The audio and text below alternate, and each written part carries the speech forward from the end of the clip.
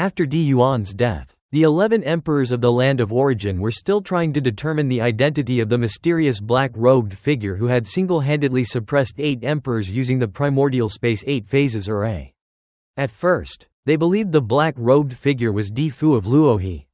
But doubts gradually arose. Luohe had only recently become a godly king, so it seemed unreasonable that he could already possess such terrifying strength and erase all traces of his identity. Emperor Chen believed that the land of origin was not large enough for such a powerful expert to suddenly appear out of nowhere. The most likely suspect in his mind was the Lord of 10,000 Realms. So he sent a thought projection across countless distances to Wanji Kingdom. The Lord of 10,000 Realms was in closed-door cultivation when Emperor Qing's projection arrived. Looking at his old friend, he sighed and admitted that Emperor Qing had become increasingly unfathomable. In the current era, only the two of them had completely comprehended an entire great Tao, making them both rivals and companions on the path of cultivation. However, Emperor Qing had always possessed better resources and opportunities. He had already broken through to the above God-King realm and begun venturing into the outside world, widening the gap between himself and the Lord of 10,000 Realms, who remained stuck in the ultimate realm. The Lord of 10,000 Realms explained that the difference between the ultimate realm and above God-King was qualitative rather than quantitative. To ordinary ultimate realm experts, the outside world was simply too dangerous.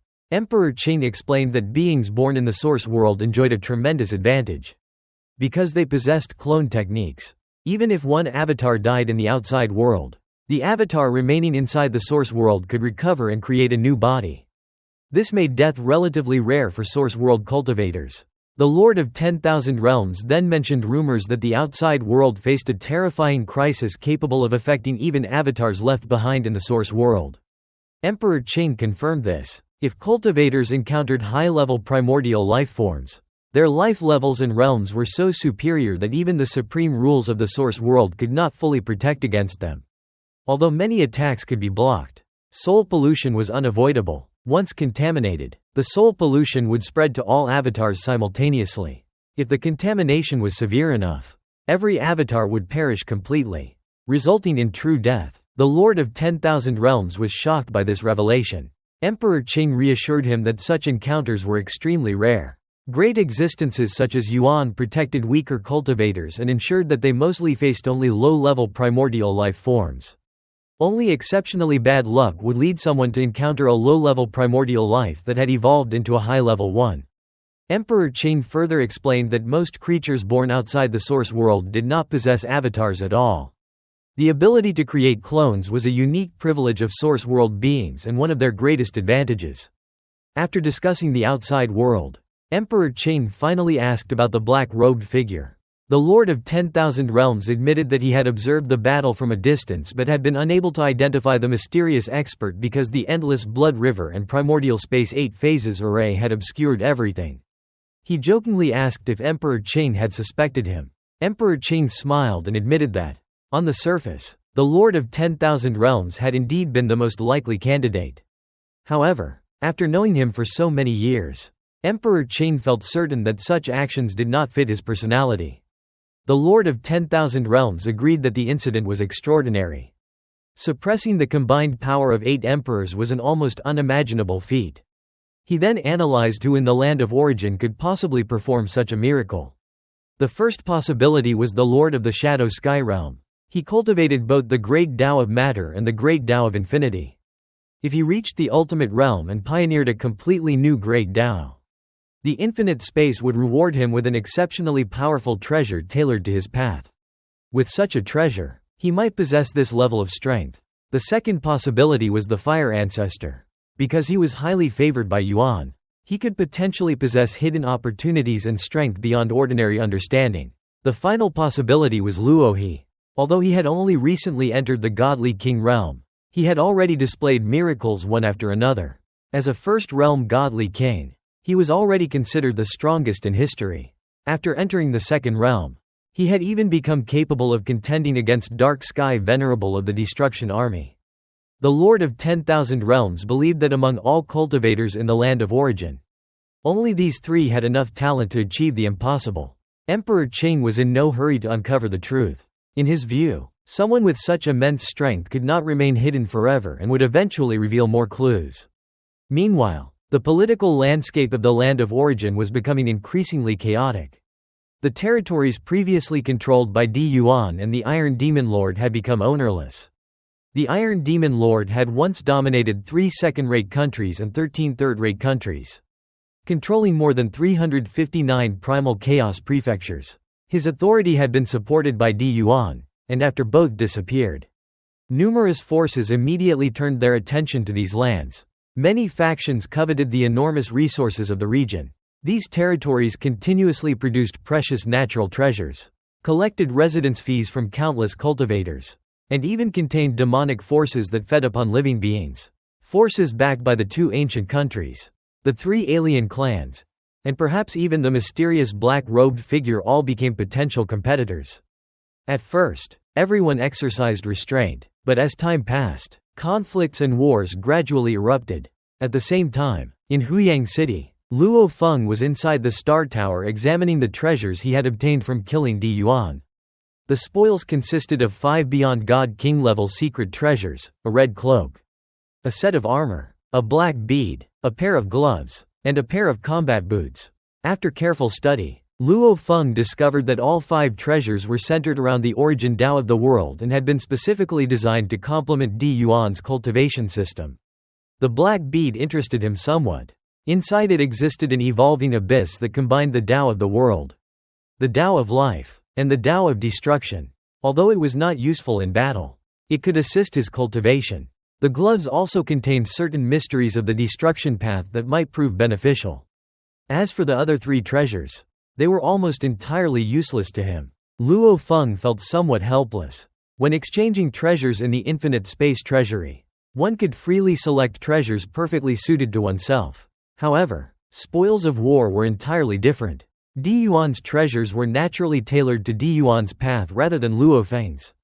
He ultimately decided that these treasures should probably be sold in the future.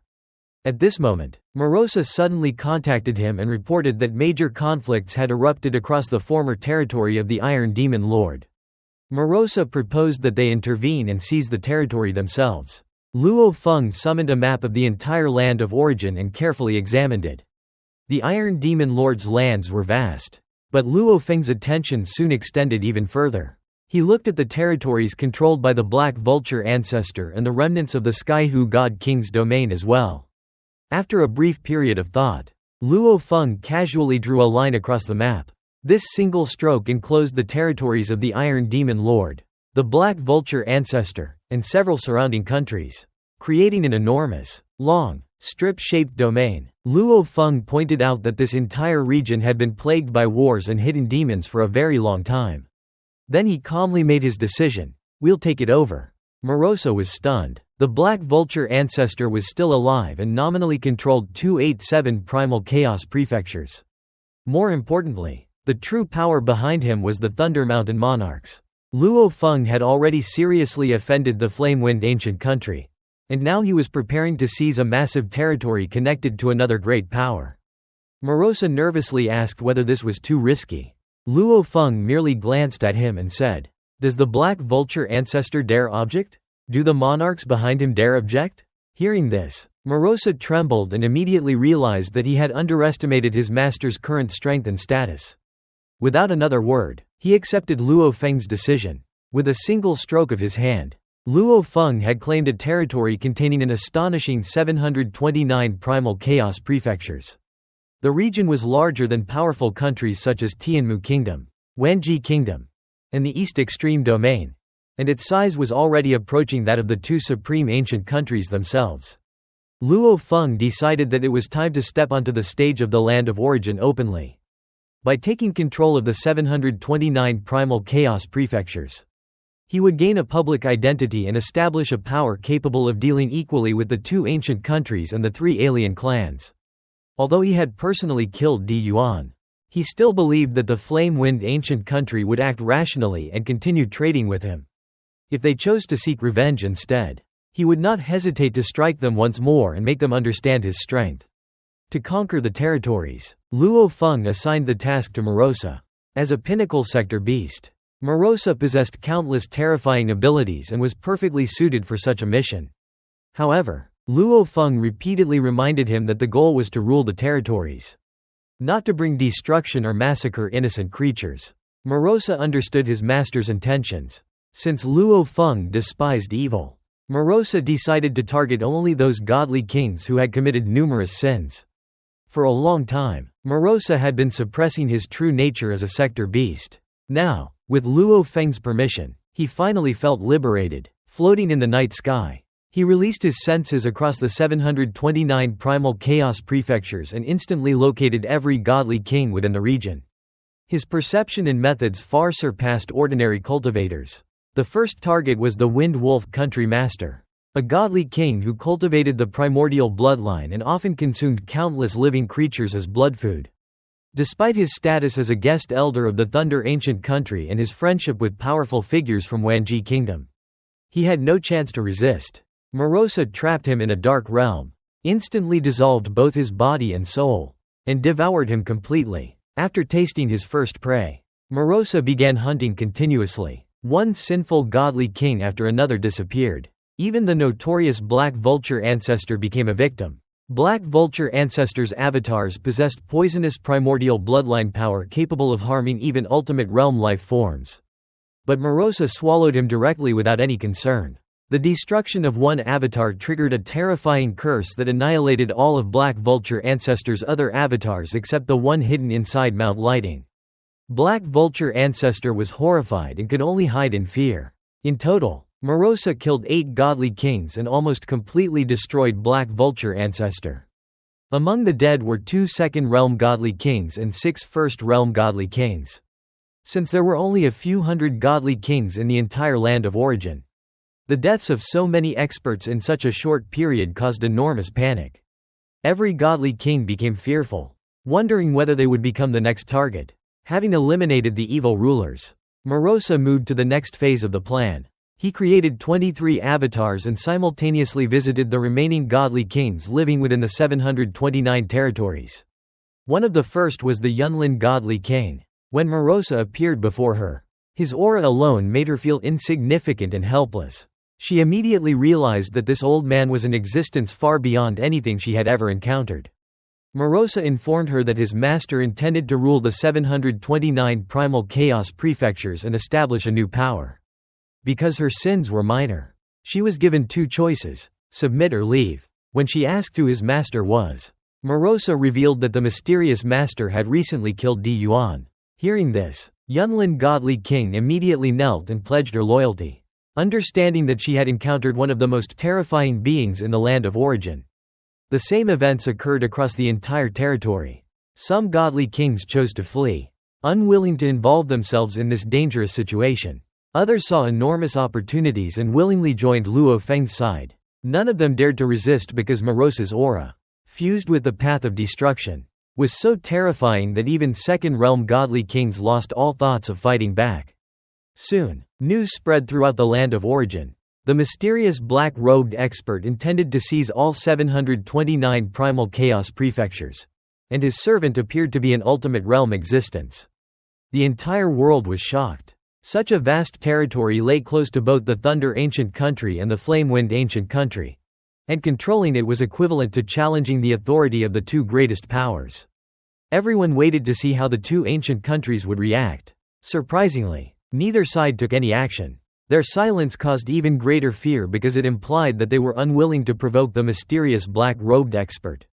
Meanwhile, the territories were rapidly integrated into a single force. A central city was selected and expanded into a massive royal capital that would become the heart of the new kingdom. Morosa then brought the 9 godly kings who had chosen to follow Luo Feng to meet their ruler.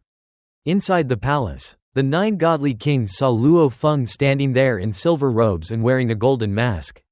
They respectfully saluted him as their king. Luo Feng then officially announced that he would establish a divine kingdom called the Galaxy Divine Kingdom. The 9 godly kings were overjoyed and immediately offered their congratulations. In their eyes, the Galaxy Divine Kingdom had the potential to become a third great power equal to the 2 ancient countries. They believed they had chosen the correct side and that a glorious future awaited them. After declaring the kingdom's establishment, Luo Feng activated the star tower within his body. Using its incredible power, he expanded the Blood River domain across the entire 729 primal chaos prefectures. Endless rivers of blood appeared in the sky, stretching across every corner of the territories. Countless living beings looked upward in awe as Luo Feng's majestic voice echoed throughout the world. He announced that from this day onward, the Galaxy Divine Kingdom had been established and that the area covered by the Blood River domain would become the kingdom's official borders. The terrifying display of power shook all ancient beings of the land of origin. At that moment, everyone realized that a new era had begun. The land of origin no longer had only the two ancient countries as supreme powers. A third great force, the Galaxy Divine Kingdom, had officially risen. Di Yuan, now reincarnated as a youth, stood on a desolate plain and looked at the endless blood river that covered half the sky. He was dissatisfied that after his death, the flame-wind ancient country had done nothing, with the black-robed ruler growing increasingly powerful, occupying vast territories and establishing the Galaxy Divine Kingdom to rival the two ancient countries. Di Yuan wondered whether Emperor Chen, primogenitor Yan Feng, and Thunder Ancestor could continue to tolerate such a threat. Knowing that he lacked the potential to become an ultimate realm life form, Di Yuan had no intention of returning to the Flame-Wind royal family, as some members wanted him dead and would likely expose his identity to the black-robed ruler. He believed that relying on others was meaningless and decided that his most urgent task was to comprehend a complete Great Tao. Although only at the peak of the second level of the God-King realm, he had consumed countless living beings and mastered 5 ultimate realm secret techniques, placing him among the strongest emperors of the Flame-Wind ancient country. Normally, he could dominate the world, but he had been completely defeated by Luo Feng and the Star Tower. Hoping that comprehending more secret techniques would lead to a breakthrough, he disappeared to continue cultivating. Meanwhile, the establishment of the Galaxy Divine Kingdom attracted the attention of all powers in the land of origin, who were waiting to see how the two ancient countries would respond. In the capital of the Divine Kingdom, Luo Feng sat alone, drinking and contemplating whether the ancestors of the two ancient countries would accept the existence of his kingdom. Rather than fearing them, he was eager for them to attack so that he could test the limits of his strength. As his understanding of the Star Tower deepened, the Blood River became increasingly mysterious and terrifying, and he found fewer and fewer worthy opponents. Even the combined strength of the 8 great emperors was insignificant to him. Only Emperor Chen, the East Extreme Domain ancestor, and the ancestors of the two ancient countries could challenge him. Morosa informed Luo Feng that a visitor had arrived. The visitor was the time-space demon, who managed to reach the capital despite the all-encompassing Blood River. Luo Feng had maintained the Star Tower's domain while establishing the kingdom, expecting attacks from the two ancient countries, so he was surprised that the time-space demon was the first to arrive. The time-space demon praised Luo Feng's methods, especially the endless Blood River, which contained profound life mysteries and could even permeate past and future. He recognized that Luo Feng had already surpassed the God-King level on the path of life, making him an almost invincible existence within the limitations of the Source Continent. He knew that cultivators on the path of life became increasingly troublesome as they advanced, as they could infiltrate and fundamentally affect all forms of life while remaining extremely difficult to kill. The time-space demon also realized that the rise of the galaxy ruler threatened the interests of the two ancient countries by competing for treasures that usually ended up in their hands. He then brought up the 4 treasures desired by the 3 alien race powerhouses, especially the remains of special lifeforms and the secret techniques left behind by Yuan. Expressing his willingness to trade with Luo Feng then revealed the 5 secret treasures he had taken from Di Yuan: a cloak, an abyss pearl, armor, combat boots, and gloves. The time-space demon recognized them as early-stage divine emperor treasures prepared by primogenitor Yan Feng for his descendants and noticed that Luo Feng seemed unfamiliar with the outside world. Taking the opportunity, he explained the cultivation realms beyond the God-King level. According to him, once one surpasses the God-King realm, there are no great Taos left to guide cultivation, and every path must be explored in darkness. Different factions have different names for this realm, such as Divine Emperor Realm, Tao Lord Realm, or Witch Ancestor Realm, but they all consist of 4 stages. The Divine Emperor Realm is divided into early, middle, late, and perfect stages, while the Tao Lord realm has 4 corresponding steps. The 4th step is known as the half-primordial realm, and breaking beyond it leads to becoming a primordial life like Yuan. The time-space demon further explained that the level of a secret treasure depends on the mysteries it contains. Although Di Yuan's treasures were considered excellent early-stage divine emperor treasures suitable for god kings, they were of little use to him personally. Nevertheless, to establish a good relationship with Luo Feng, he offered a late-stage divine emperor life-type secret treasure in exchange for the armor and the abyss pearl, the 2 most valuable items among the 5. Luo Feng accepted the trade without hesitation because he did not place much importance on these treasures. He knew that the infinite space treasure vault contained far more valuable treasures, many of which could be used even up to the half-primordial level, though obtaining reward points was extremely difficult. Shortly afterward, another incarnation of the time-space demon arrived carrying the treasures needed to complete the transaction. Time-space demon merged his 2 bodies and gifted Luo Feng a mysterious late-stage divine emperor escape-type treasure, a blue water droplet that could transform into a flying boat. After refining it, Luo Feng discovered that it was an extremely powerful life-type treasure, though he could only activate a small portion of its abilities. The flying boat was unimaginably heavy and allowed him to sense the entire source world, including the 3,000 primordial cosmoses, and travel to any location with a thought. However, the primordial cosmoses were protected by the supreme rules, making reckless entry dangerous. Time-space demon explained that the flying boat was especially valuable for traveling outside the source world, where countless dangers existed. Those who could leave the source world were extraordinary beings, mostly cultivators from countless other worlds rather than natives of the source world. Cultivators possessed countless mysterious methods, making inexperienced newcomers easy prey. Although cultivators belonged to the same camp, their true enemies were the innate primordial life forms that existed outside the braided cage. These primordial life forms were divided into low-level and high-level beings. The weaker ones generally possessed low intelligence and only had divine emperor-level strength. But stronger high-level primordial life forms were terrifying existences that guaranteed death upon encounter. Time-space demon even revealed that the supreme rules themselves were not invincible, as the innate primordial life faction was vastly more powerful than the cultivator faction. Some source worlds had already been devoured by these creatures. He recalled witnessing a gigantic creature invade a world of cultivators, effortlessly slaughtering even the practitioner's primordial life forms, forcing him to destroy his own avatar to survive. Luo Feng was deeply shocked and realized that compared to such beings, he was still incredibly weak. He came to understand that the source world was merely a cradle protecting source life forms, while the outside world was filled with darkness and danger. Though he had once felt invincible on the land of origin, he now recognized his shortcomings. His realm was only at the 2nd realm of godly king, but his advantage lay in the powerful great Tao of life and death and the mysterious Star Tower. After Time-Space Demon departed, the palace masters of the 2 realms Palace and Wanfa Tower also visited Luo Feng, believing he should possess remnants of special life forms and secret techniques. Luo Feng attempted to sell 3 divine emperor treasures left by Di Yuan, but they were considered of little value.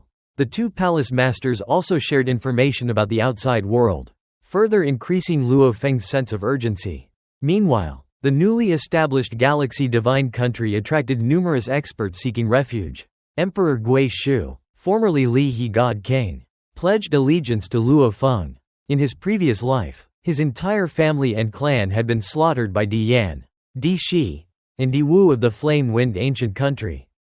After reincarnation, he had sought revenge for countless years but saw no hope until Luo Feng killed Di Yuan and established the Galaxy Divine Country. Luo Feng accepted him, admiring his loyalty and sense of justice. More and more godly kings joined the Galaxy Divine Country, including Emperor Gui Shu and the Cloud Sky God King along with her Taoist partner. Having been hunted by the Thunder Ancient Country for years, the couple could finally live openly under Luo Feng's protection. In the Flame-Wind Ancient Country, Emperor Chen believed that the galaxy ruler had already learned much about the outside world and decided it was time to meet him. With a single thought, his power crossed immense distances and arrived at the capital of the Galaxy Divine Country. Luo Feng and Moli immediately sensed the terrifying aura, which had reached the limit of the origin continent's power yet remained perfectly restrained. Luo Feng cautiously blocked the power and welcomed the visitor. Emperor Chen introduced himself and entered the palace peacefully. Upon meeting Luo Feng, he was astonished by Moli's presence, as he could not see through either the galaxy ruler or the old servant standing beside him. When Luo Feng revealed that Moli was a sector beast, Emperor Chen finally understood why two powerful presences had appeared on the origin continent at the same time. Nevertheless, at his level, Emperor Chen did not regard a sector beast as a threat because sector beasts could never break through the limit of the ultimate realm. Luo Feng carefully observed Emperor Chen and sensed an incredibly sharp aura through the Star Tower's domain. He acknowledged Emperor Chen as the only being of this era in the land of origin who had surpassed the God-King level.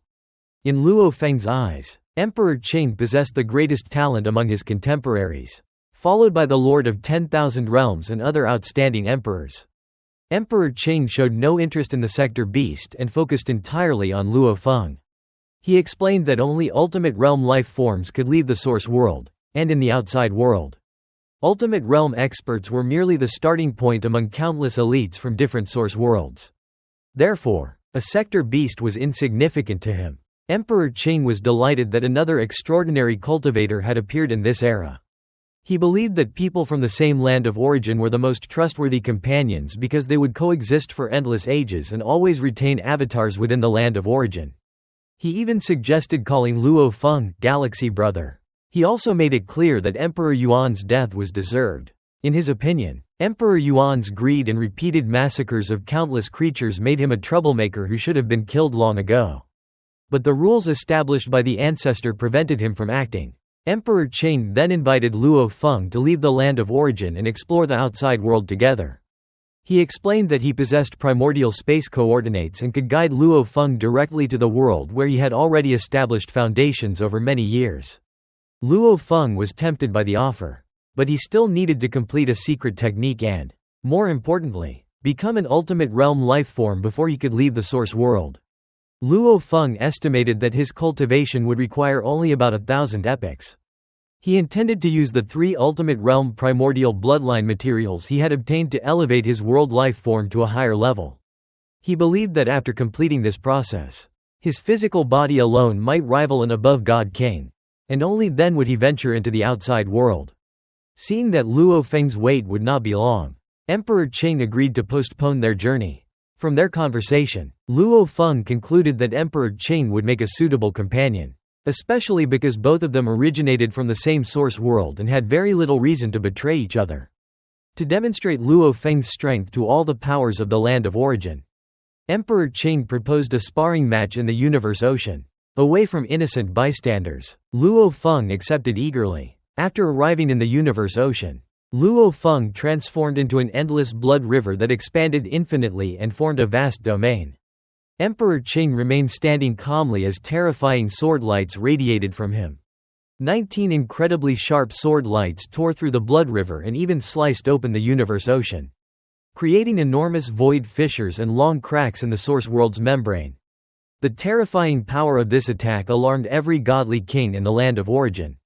Countless experts observed the battle from afar, and many assumed Emperor Chen had come to avenge Emperor Yuan. The monarchs of the flame-wind ancient country were excited and confident in Emperor Chen's strength.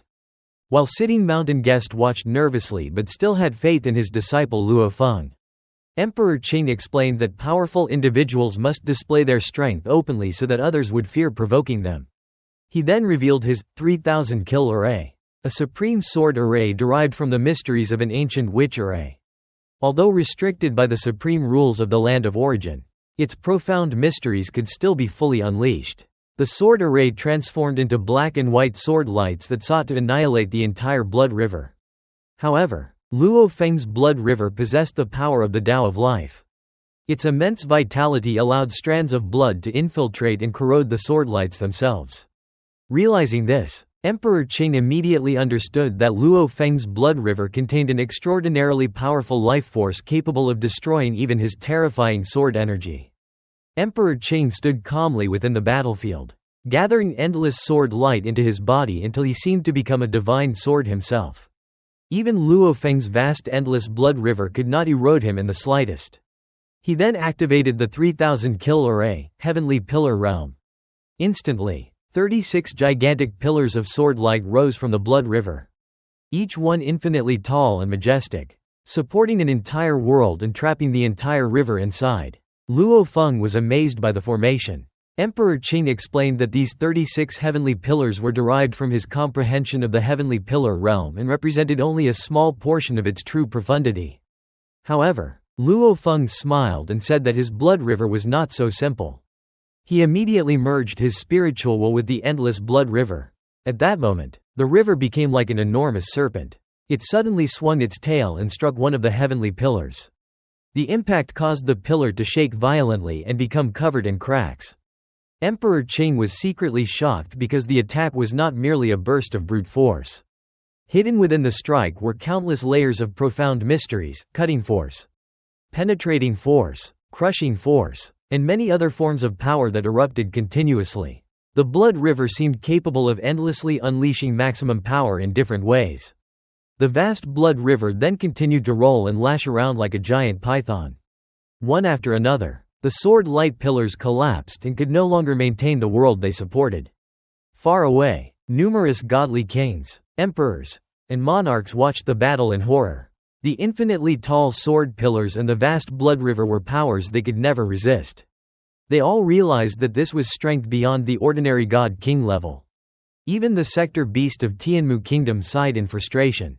It had reached the ultimate realm through its innate talents rather than comprehension and now found itself permanently trapped at that level.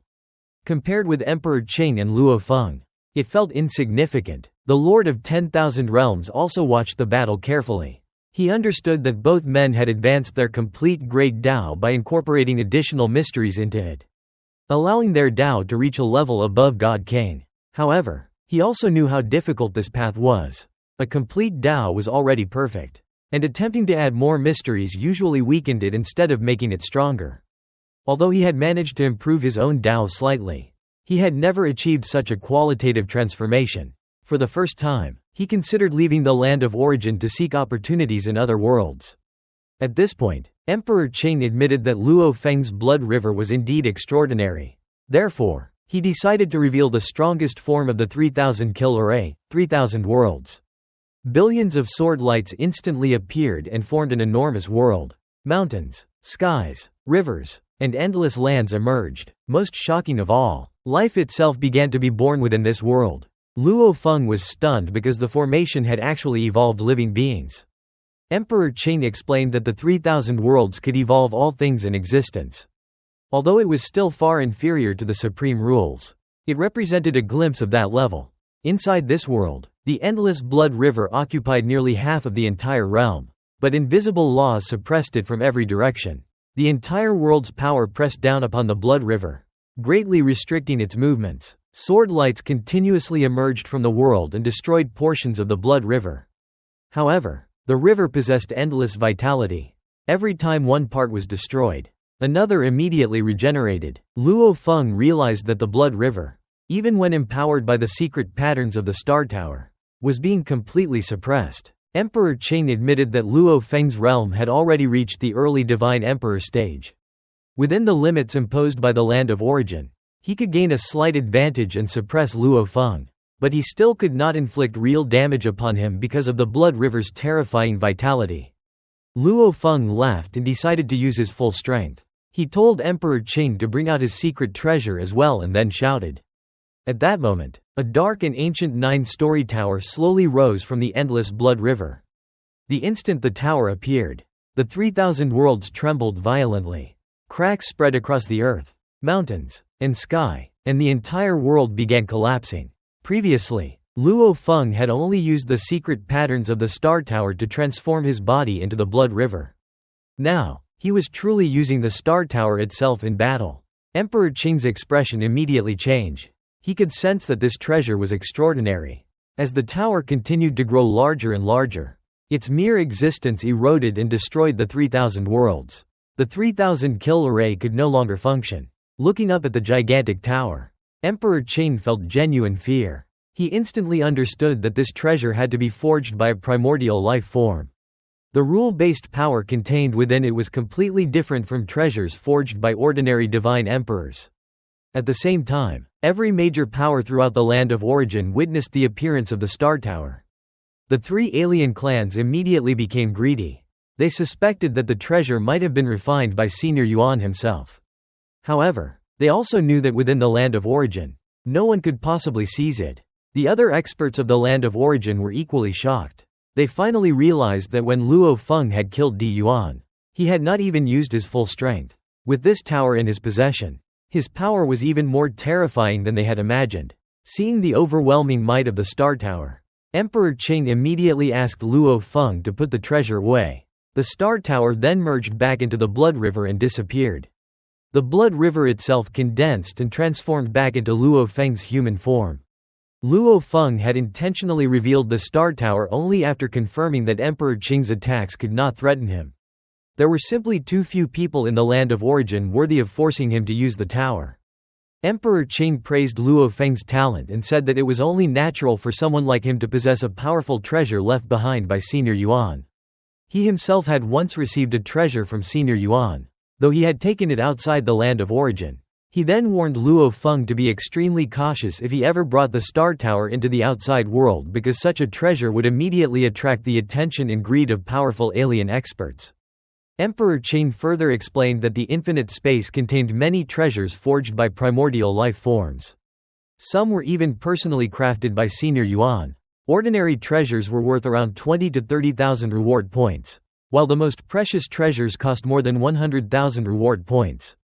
Treasures of that level were considered priceless because they could even help a cultivator step beyond the braided cage. Even divine emperors would go mad trying to obtain them. Luo Feng understood all this. But for him the Star Tower's greatest value was not its combat strength. Its true importance lay in cultivation. By comprehending the secret patterns within the Star Tower, he could significantly improve his understanding of the great Tao of life and death. Because of this, even after leaving the Source World in the future, he had no intention of bringing the Star Tower with him. As long as the Star Tower remained in the land of origin, no one would dare attempt to steal it.